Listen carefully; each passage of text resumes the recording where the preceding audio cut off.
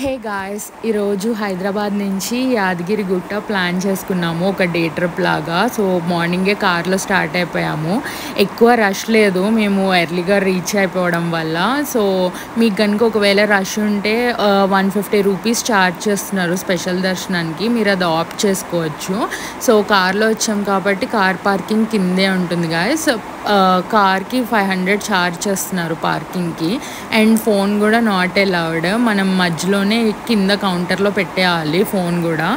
And గర్భగుడిలో దర్శనం అంతా అయిపోయాక మళ్ళీ వెళ్ళి ఫోన్ తెచ్చుకొని మీరు పిక్చర్స్ వీడియోస్ తీసుకోవచ్చు. నేను ఎప్పుడో నా చిన్నప్పుడు వెళ్ళాను గాయస్. ఇప్పుడు మళ్ళీ కొత్తగా కన్స్ట్రక్ట్ చేసిన తర్వాత ఇదే ఫస్ట్ టైం నేను వెళ్ళటం.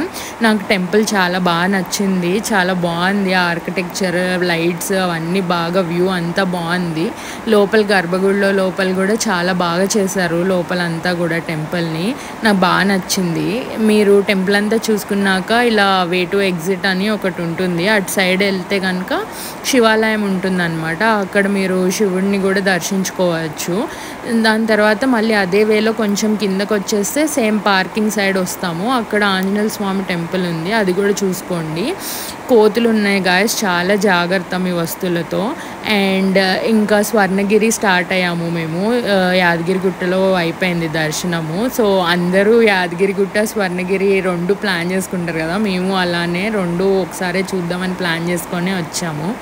ఇదేమో స్వర్ణగిరి టెంపుల్ ఎంట్రన్స్ గాయస్. ఇక్కడ కూడా కార్ పార్కింగ్కి వాడు ఒక 50 రూపీస్ ఛార్జ్ చేశాడు. దాని తర్వాత స్పెషల్ దర్శనం టికెట్ 50 రూపీస్. ఇక్కడ కూడా ఫోన్స్ అలౌడ్ లేదు. ఇక్కడ లోపల గర్భగుడిలో వెంకటేశ్వర స్వామి అన్నమాట విగ్రహం. చాలా అంటే చాలా పెద్దగా కట్ చేశారు విగ్రహాన్ని.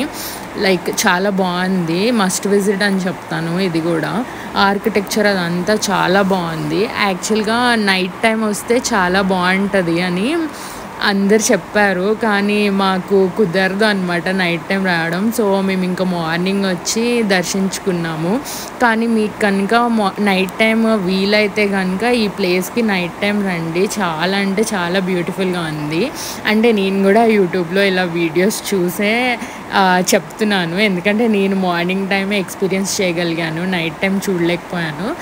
కానీ మీకు మాత్రం కుదిరితే ప్లీజ్ నైట్ టైం వచ్చి విజిట్ చేయండి, చాలా బాగుంటుందంట. అక్కడ కూడా ఉన్న వాళ్ళందరూ అదే చెప్తున్నారు.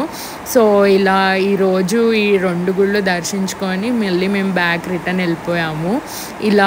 ఇలా ఈరోజు మా డే స్పెండ్ చేసాము.